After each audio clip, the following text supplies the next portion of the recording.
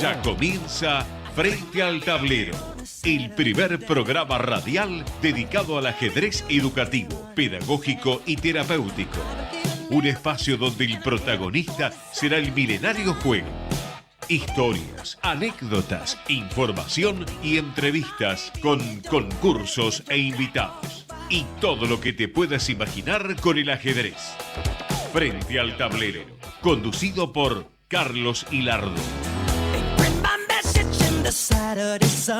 Auspician Frente al Tablero Queen International, OSPAT, la obra social del personal de la actividad del Turf, Club Obras, Ajedrez Azerbaiyán, Agencia de Viajes y Turismo OATD, Cooperativa Agumín de Bragado, Club Argentino de Ajedrez, Restaurant Dobartec en San Telmo, sitio ajedrez21.com, la tienda del ajedrecista, y Ruibal, juegos para la familia.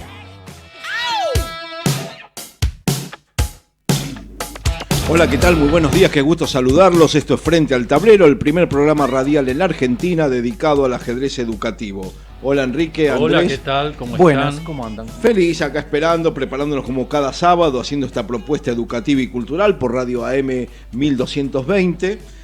Hablando de ajedrez educativo, que es lo que queremos, que el juego ingrese al aula como un método transversal de enseñanza, que el docente se valga del ajedrez para hablar de ciencias, pero también para transmitir valores. A través del ajedrez educativo los chicos no compiten, conviven, y de esta manera fomentamos que lo más importante es el aprendizaje y no la premiación. Esta es nuestra tercera temporada, estamos los sábados a partir de las 10 AM por Ecomedios 1220. También nos pueden seguir por el streaming de la radio, ecomedios.com, o bajando la aplicación gratuita para seguirnos a través del celular. Bueno, nos vamos a poner en marcha. Hoy en Frente al Tablero vamos a tener el gusto y el honor de conocer a un nuevo famoso ajedrecista. Digo famoso porque él es actor, maestro y director de teatro. Así que vamos a saludar primero al maestro Raúl Serrano, que nos acompaña hoy en los estudios de Radio AM y está aquí en Frente al Tablero. Buenos días, Raúl, ¿cómo está? Buenos días, pero si tengo algún prestigio no lo es por el ajedrez, es por otras cosas. Muy bien. En otra época sí, cuando era desde mi niñez hasta la adolescencia y la juventud, sí, lo practiqué y lo sigo amando. Sigue siendo una pasión que llena las horas libres que tengo porque me gusta ver las partidas de los grandes torneos y de los grandes maestros, y en ese sentido sigo siendo un amateur, pero no pasa de ahí. Raúl Serrano fue asistente del Instituto Gianluca Caragliari de Bucarest, realizó cursos con John Priestley en Chile, con Lee Strasberg en Buenos Aires y Jean Vilar también en Buenos Aires. Fundador y director de la Escuela de Teatro de Buenos Aires, profesor de metodología en la carrera de Pedagogía Teatral en la Escuela Nacional de Arte Dramático. Entre sus publicaciones, que son varias, se destacan Dialéctica del Trabajo Creador del Actor, de Asbi Editorial, Tesis sobre Stanislavski, de Editorial Escenología. Publicó estudios de estética como La creación como forma de la militancia, Arte y conocimiento, problemas de la pedagogía teatral. En la TV ha estado trabajando en unos programas conocidos como Papá Querido, que fue escrito por Aida Bornik, y Made in Lanús, de Fernández Tiscornia. Y en puestas en escena entre Tucumán, Rumania y Buenos Aires suman más de 70. Así que bueno, va a ser un lujo hablar con Raúl hoy cuando nos vamos a volcar en el tema del ajedrez. Muy bien, a las 10:11 nos ponemos en marcha con el primer bloque en Frente al Tablero. Vamos a conversar con el actor, con el director teatral Raúl Serrano. Debutó como actor a los 8 años en Tucumán, La barca sin pescador de Alejandro Casona. En su adolescencia, en esa misma provincia, fundó el grupo Teatrote. Paralelamente, en su vida ya muy jovencito, muy chiquito, descubrió el ajedrez. Y cuando llegó a tener 20 años, ya era un jugador casi de primera categoría en Tucumán. Así que bueno, ya le hemos dado el saludo de bienvenida. Raúl, gracias por acompañarnos, gracias por estar aquí en Frente al Tablero. No, al revés, estoy sorprendido que les interese mi pasado ajedrecístico. No, nos gusta contarle en verdad a nuestros oyentes una manera distinta que podemos hablar de ajedrez. Entiendo. No solamente hay que hablar de enroques y de gambitos, sino que hay otras cosas. ¿Nos puede contar cómo fue que descubrió, cómo llegó el ajedrez a usted? Miren, antes en mi infancia ocurría que a veces venían epidemias de parálisis infantil. Sí. Y nadie sabía por qué venían. Entonces a los niños en esa época nos sacaban de las grandes ciudades y nos mandaban a algunos lugares que parecía que tenían mejor aire y eran más saludables, sí, menos peligrosos para el... Entonces a mí me mandaron a Fernández, Santiago del Estero, una estación en la línea del ferrocarril Mitre, en Santiago del Estero. Y ahí vivía en la farmacia de un señor que había nacido en el mismo pueblo de España que mi papá. Pero este señor tenía un asistente en la farmacia y como trabajaba poco en la farmacia, el tipo me enseñó a mover las piezas del ajedrez. Y ese fue mi comienzo. Las primeras partidas las jugué con él y cuando regresé a Tucumán, al lado de mi casa vivía el sobrino de Bert Helbart, que se llamaba Isidoro Perelmuth, que llegó a ser un jugador de primera, campeón de Tucumán, y con él empezamos a jugar y nos inscribimos en la FIDA. Federación, era un club de ajedrez de intercolegial. Y jugamos primero el campeonato de cuarta, subimos a tercera, después a segunda. ¿Y qué lo atrapaba del ajedrez? ¿Qué cosa le gustaba del ajedrez? Mire, yo siempre estuve en la mitad del camino, incluso hoy, en mi vejez, tengo que decirle que lo que más se conoce de mí son mis aportes a la pedagogía teatral, es decir, que es un aporte de tipo científico, y siempre estuve a mitad del camino entre la comprensión científica y la entrega artística. Y creo que lo que me atrapó del ajedrez era la precisión científica al mismo tiempo que tenía algo de lúdico. Y en las larguísimas siestas de Tucumán, piensen ustedes, no ahora, hace ya 70, 80 años. ¿Qué otra cosa hacer, no? 70 años, mejor dicho. El ajedrez era una alfombra mágica para escapar de esa siesta. Claro. Así que fue, y eran interminables las partidas con él. La primera vez que le ganamos a mi hermano, que también era un amante del ajedrez, que era 17 años mayor que yo, tiró el tablero a la miércoles. ¿Cómo podía ser que unos chiquilines de 10, 12 años le ganen a un tipo grande? Y bueno, y sin embargo... Había sucedido. Cuando esto que cuenta la anécdota de la tarde, ¿qué otra cosa hacer en Tucumán a la tarde con ese sol, no? Así es. Bueno, una vez le pregunté a Víctor Korchnoi por qué salían tantos buenos jugadores en la Unión Soviética. Y me dice, ¿qué otra cosa se puede hacer en invierno, además de tomar vodka y jugar al ajedrez? Y es así. Pero, Raúl, usted después adquirió un nivel más que interesante como jugador. Sí, importante. Importante nunca fui. Fue un jugador que incluso jugué en representación de la provincia en un match interprovincial con Salta, me acuerdo, y también con Santiago del Estero. Salí segundo en algún torneo, y en los intercolegiales ganaba, pero más de ahí no. ¿Y nunca le pasó por la cabeza dedicarse o, bueno, que el ajedrez fuera una parte importante de su vida? Y sí me pasó, pero tenía otra novia más poderosa que era el teatro.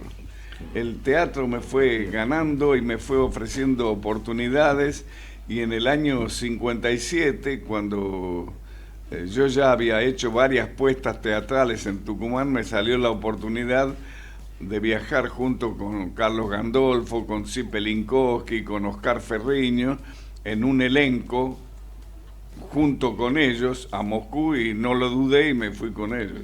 En ese viaje a Moscú que está contando Raúl Serrano, si usted recién enciende la radio y no se escucha, fue el Festival de Teatro Juvenil, Sí. que sucedió esto en el Teatro de Arte de Moscú, y usted tuvo el privilegio de utilizar el camarín del actor y director Konstantin Stanislavski. Sí, pero no fui yo, fue Carlos Gandolfo, que era nuestro principal actor, que como me tenía a mí de amigo, entonces me tenía a mí en el camarín. O sea que yo lo ocupé, es cierto, pero de colado en esa época. En esa época yo era serranito, un pibe de provincia que me tenían que traducir. Porque la primera vez que llegué a Buenos Aires me preguntaron sobre una chica de Tucumán y yo dije, es una changuita chura. Y tuvieron que traducir lo que quería decir. Recién le preguntaba a Andrés por qué no se había dedicado más al ajedrez. Usted dice, bueno, estaba su otra novia, su otra pasión, que en este caso en el teatro.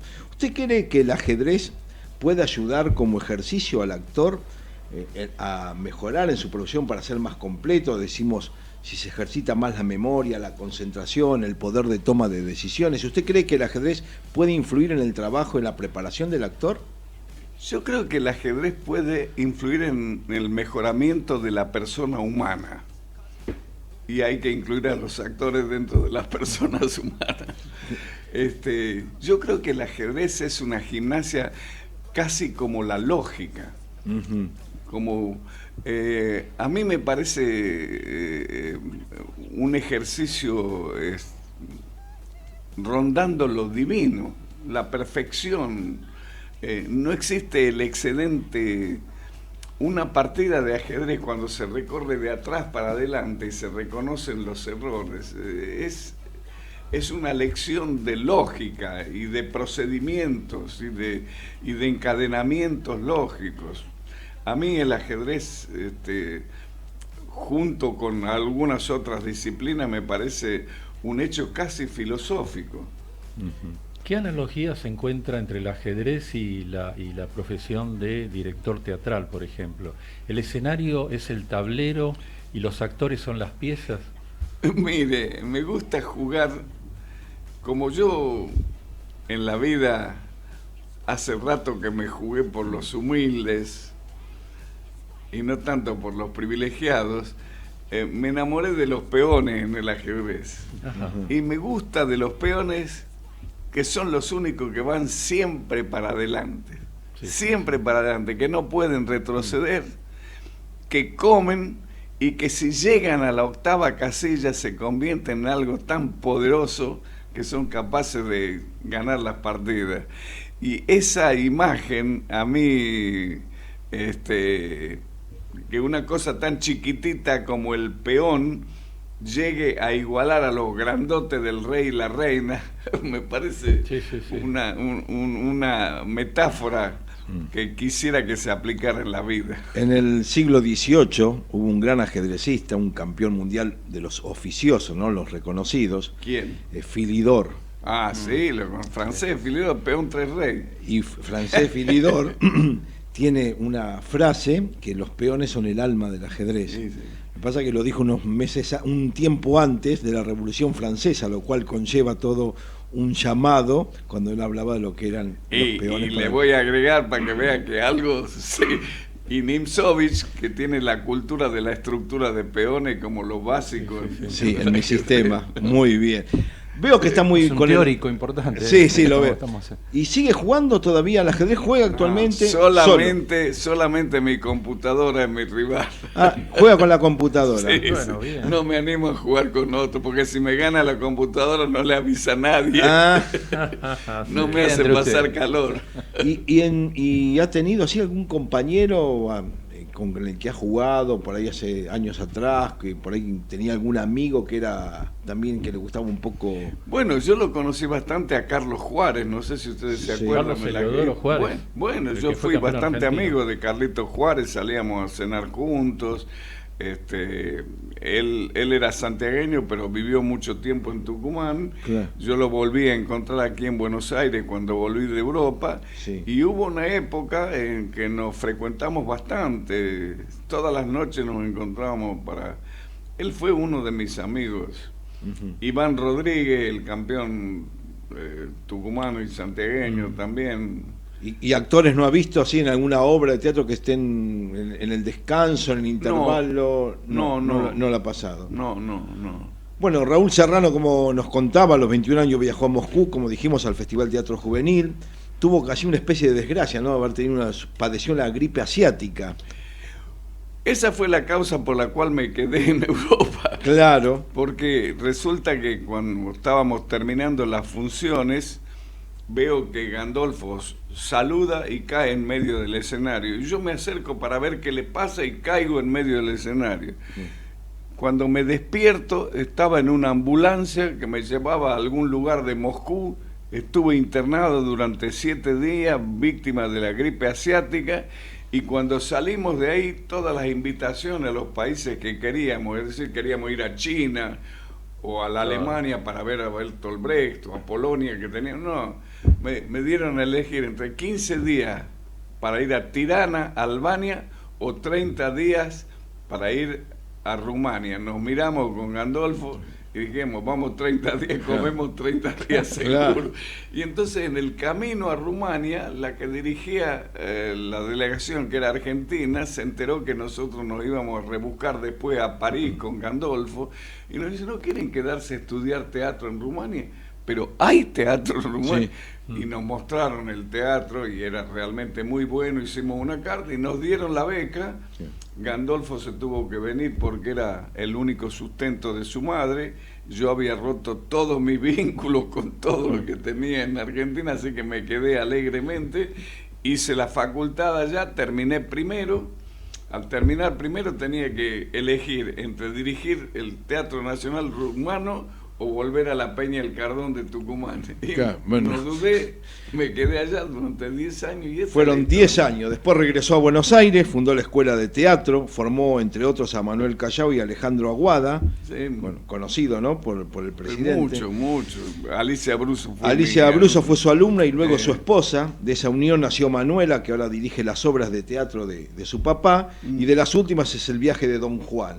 A los 84 años, nuestro invitado estrenó la obra teatral Un hombre civilizado y bárbaro, sobre Domingo Faustino Sarmiento. También dirigió El solitario de la provincia flotante, sobre Juan Bautista Alberdi, y La revolución es un sueño eterno, sobre Juan José Castelli.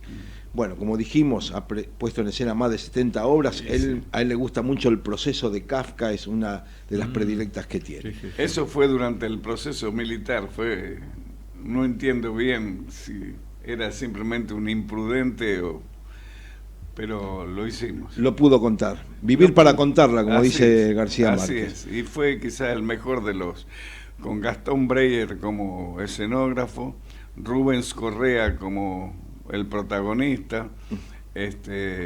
Fue uno de mis mejores espectáculos. Bueno, ¿le está pasando bien? La estoy pasando muy bien. Bueno, entonces vamos a vender unos avisitos. Seguimos enfrente al tablero con un nuevo bloque después de la anécdota de Enrique Arguiñarí sobre Capablanca. Estamos con nuestro invitado, con Raúl Serrano, como dijimos, actor, director teatral. Habríamos hablado en el final del bloque que usted dirigió algunas obras sobre la vida de Sarmiento, de Alberdi y de Castelli, ¿no? ¿Hubo algún personaje del ajedrez que le hubiera gustado llevarlo al teatro? ¿Algún personaje que por ahí conoció? No encontré nunca ninguna obra. Y alguna vez intenté escribir yo, pero me salía algo demasiado seco y no estaba contento. Nunca pude cruzar el ajedrez con el teatro, lamentablemente no. Pero sí su hermano, ¿no? Mi hermano es el autor del contenido del ballet Ajedrez junto con el maestro Espósito. Ajá. Eso sí, sé, a través de él me lo contaba, lo conocía al maestro Espósito de los cafés de Buenos Aires. Raúl, Carlos contaba al comienzo que usted tuvo un contacto, no sé si fue un curso, una experiencia con Lee Strasberg, nada menos, sí, que debe ser, para lo que uno conoce, de los más prestigiosos maestros de actuación del mundo a partir de su estudio, ¿no? De Actors Studio. ¿Quiere que le cuente? Cuéntenos un poco de eso. ¿Sí? Mire, toda mi historia se hace criticando a Lee Strasberg. Todo lo que yo hice en la vida es en la crítica a Lee Strasberg. Porque Lee Strasberg toma una parte de la herencia stanislavskiana, que es la memoria sensorial y o emotiva, y la convierte en la causa de la actuación. Para él, básicamente, simplifico, actuar es recordar. Y yo creo exactamente lo contrario, pero no lo creo porque lo creo, sino por haber trabajado en Europa mucho tiempo con los grandes actores europeos, por haberlos visto, que actuar no es recordar, sino al contrario, es imaginar, es tirarse a un juego que no existe y ponerle el cuerpo. Y entonces todo el trabajo que yo hice, que actualmente me pone en un lugar, digamos, importante dentro de la pedagogía teatral, es por haberlo criticado a Lee Strasberg, que creo que está equivocado, porque eso que él hace es posible como metodología para la actuación en cine y televisión, en donde el proceso te da grandes intervalos entre toma y toma, pero no es posible para el teatro. Y la generalización como metodología de actuación ha hecho grandes estragos, ha producido actores que se ensimisman y que son aburridos, en vez de ese actor que juega y que convierte a su cuerpo en la herramienta. ¿Y esa crítica suya se ha generalizado un poco, digamos, dentro del mundo del teatro? Mire, mis libros se leen desde México hasta España, y acaba de aparecer un libro publicado en Londres por Metuen Editoriales, en donde yo aparezco con estas teorías como representante de América Latina. Sí, claro. Mire, acabo de venir ayer de la celebración de los 40 años de la Escuela Municipal de Artes Dramáticos de Mar del Plata, que me tiene a mí como padrino, y le quiero decir que este señor que salió de Tucumán para ver qué era eso de hacer teatro, en este momento las tesis pedagógicas mías constituyen la currícula del 50 al 60% de todo lo que se hace en las universidades, no solo de Argentina, sino de América Latina. Es uno de mis pequeños orgullos. Le hago una consulta con vinculación a... Los ajedrecistas utilizan mucho el estudio y la intuición. Obviamente se preparan, pero también en un momento de la partida llega esa parte de la improvisación. Conocen las virtudes, los defectos, estudian al rival. En cuanto a la preparación de sus obras, ¿usted estudia mucho al actor o el olfato ya le permite decir esta persona es para este papel, está preparado para hacer esto u otra cosa? Mire, hay una parte de la actuación que se basa en las leyes de la naturaleza humana, porque un cuerpo humano puede hacer determinadas cosas y no puede hacer otras, y el hecho de que suba a un escenario no le permite ser sobrehumano. O sea, nada que vos no puedas hacer en la vida lo podés hacer en el escenario. ¿Cuál es la diferencia en el escenario? En la vida vos tenés estímulos reales. Vos decís siento frío cuando hace frío de verdad, y a lo mejor en el escenario con 40 grados de calor tenés que decir siento frío. Esa es la diferencia. Pero es un uso distinto de las mismas funciones. Entonces, toda mi pedagogía, en vez de estar puesta en el tema de la creatividad, está puesta en el tema de la descripción de las leyes, de las técnicas teatrales, que son leyes orgánicas, leyes de la vida. Porque creo que no se puede enseñar a crear. Creo que lo que se puede hacer es crear las condiciones para el desarrollo de la creatividad de los alumnos, pero que no hay ninguna metodología de la creación, y que todas esas cosas del brainstorming que conocemos son generalizaciones y pavadas. Cuando hablamos un poco del olfato, y me meto un poco en su vida privada, personal, su hija Manuela estaba trabajando o quería ser como actriz, y usted sin embargo parece que le vio más un perfil de ser asistente que como... Fue ella la que fue eligiendo. Dese cuenta que ella en ¿cómo se llama? En los Moisés estuvo desde chiquitita en los camarines, porque su madre era Alicia Bruso. Claro. Y su padre fui yo. Sí. Entonces ella vivió el tema del teatro, de las filmaciones, de la televisión desde chiquita. Y después quiso estudiar conmigo. Esto me pareció difícil, me pareció difícil que yo fuera intransigente con ella y que ella pudiera respetarme como maestro a mí. Y sin embargo, hicimos los 3 años muy útiles. Después estudió con otros maestros más y al final ella eligió la dirección escénica. Y la última apuesta de ella me sorprendió porque puso Las 3 hermanas de Chekhov de una manera que yo nunca lo hubiera pensado. Raúl, ¿se actúa siempre en el teatro? Y sí, el teatro es básicamente mentira. Para ser convincente tiene que ser mentiroso. Porque si fuera verdad, sería otra cosa. Imagínese que usted está viendo la escena de Otelo y Desdémona y la casa de Desdémona empieza a ponerse violeta y le salen globitos de la boca. Se terminó Shakespeare. Asiste a otra cosa.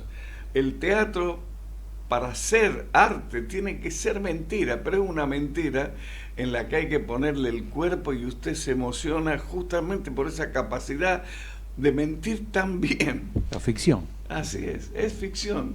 En cuanto deja de ser ficción, estamos en el terreno del happening, de otras cuestiones, pero no del arte. Comparaba, no sé, el momento... ¿Querías hacer? No.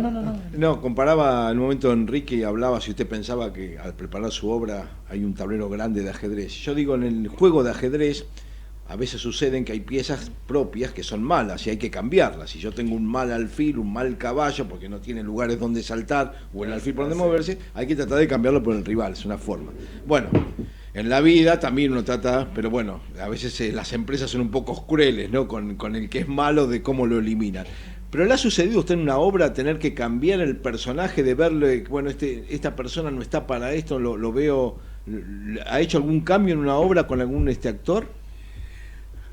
Lo que usted sabe de una obra al comenzar el trabajo es solamente lo que dicen los personajes. ¿Dónde están? ¿Qué piensan? ¿Qué sienten? ¿Qué hacen? ¿Cuál es la interacción? ¿Cuál es la dialógica? Porque mientras ese señor está pensando una cosa y está haciendo una cosa, este señor simultáneamente está pensando y haciendo otra. Todo eso usted no lo sabe. Y todo eso usted tiene que investigarlo. Ahora, lo paradojal en el teatro es que eso no se puede pensar de antemano. Hay que irlo haciendo para poder pensarlo. Entonces es un trabajo de realizaciones hipotéticas y de correcciones que te van llevando cada vez a un lugar más perfecto. Ese es el trabajo. Es mucho lo que hay que saber desconocer. Aquellos directores que llegan con todo resuelto al trabajo escénico, es como si usted quisiera pintar un paisaje con compás y regla.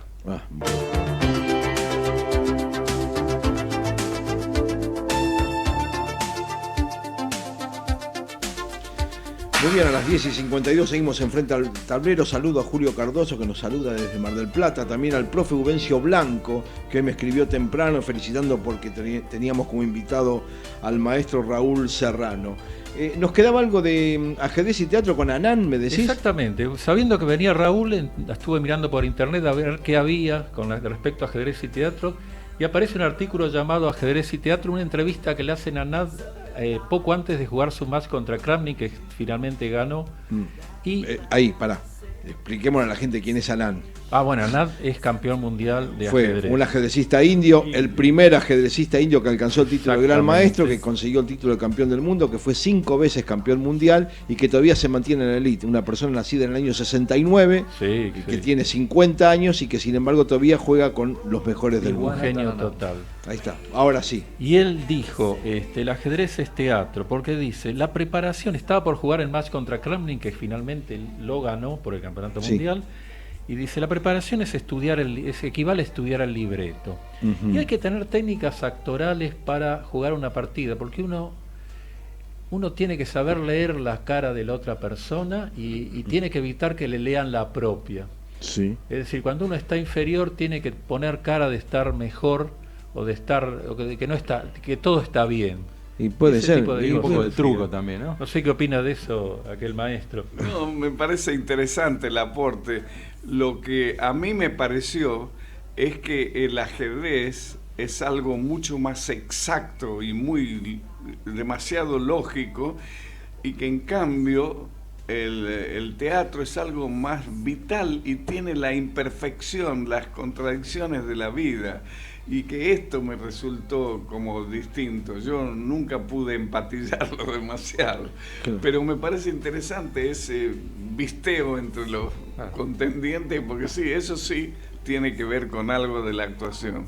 Sí, la famosa cara de póker que se dice, Sí, ¿no? sí, De sí. no cambiar, ¿no es cierto? Sí, sí. Cuando están en inferior. Había unas técnicas y se hablaba que unas personas se le ponían como rojas sus orejas, ¿no? Que en el Ajá. momento de estar... Sí, sí, sí. Yo les puedo decir que de los pocos torneos que he jugado en mi vida, cuando terminaba de jugar, que por lo general se jugaba a la noche, yo tenía que pasar 2 o 3 horas antes de irme a dormir, porque terminaba con la cabeza...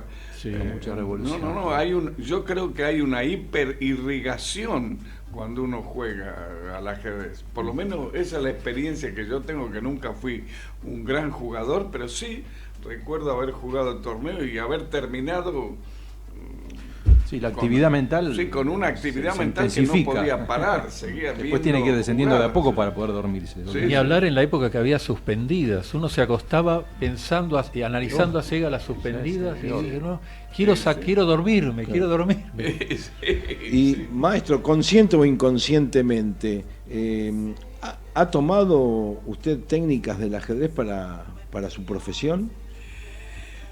No, te digo que me resultó difícil cruzar, porque mi partido tomado en el teatro, yo quiero un teatro vital. Ninguna función de teatro es igual a la anterior.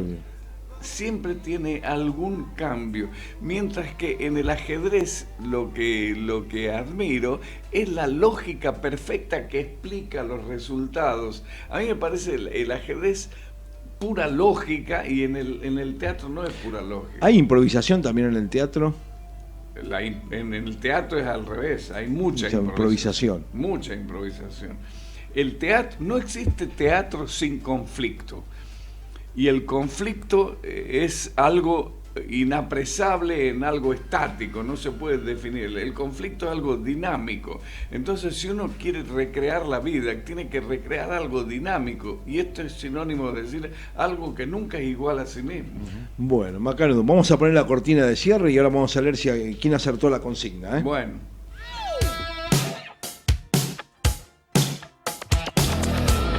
Auspiciaron Frente al Tablero Queen International, OSPAT, la obra social del personal de la actividad del Turf, Club Obras, Ajedrez Azerbaiyán, Agencia de Viajes y Turismo OATD, Cooperativa Agumín de Bragado, Club Argentino de Ajedrez, Restaurante Tobartec en San Telmo, sitio ajedrez21.com, la tienda del ajedrecista, y Ruibal, juegos para la familia. Muy bien, 10:58, estamos en el Es, final. Sí, el momento de dar la respuesta para nuestros oyentes, a ver quiénes acertaron. ¿Quiénes acertaron? La práctica del ajedrez viviente fue introducida en Buenos Aires en 1892. Un dirigente y ajedrecista, Eugenio Zamudio, después de un viaje a París, descubrió la exhibición y la replicó en Argentina. Debían de indicarnos en qué teatro de la ciudad de Buenos Aires se llevó a cabo este espectáculo por primera vez. Fue en el Teatro Odeón, construido en 1891 en la esquina de Esmeralda y la avenida Corrientes. El Odeón era el sitio de privilegio de los porteños, ya que en 1888 se había cerrado el Teatro Colón. El maestro la pasó muy bien. Mire, les agradezco porque me hicieron pasar un momento muy agradable ustedes tres y se lo agradezco. Lo de hemos verdad. disfrutado. Todos. Por ahí entre los oyentes no solo son ajedrecistas, y si alguno se quiere iniciar en el teatro, usted tiene una escuela, ¿qué tiene que hacer? ¿A dónde tiene que concurrir? Bueno, este es un favor Sí. extra que me hacen. Y tienen que dirigirse a Sarandí 760 después de las 18 horas. Es el Teatro del Artefacto, en donde también funciona EDVA, Escuela de Teatro de Buenos Aires, que es la escuela que dirijo desde hace ya muchos años. ¿Y por qué la escuela del artefacto? El artefacto porque la toma de posición pedagógica que tomé ante la educación teatral es poner el acento en la descripción de las técnicas, de lo que sí es posible describir y enseñar, y no en los aspectos creativos que, como les dije, no creo que se puedan poder enseñar.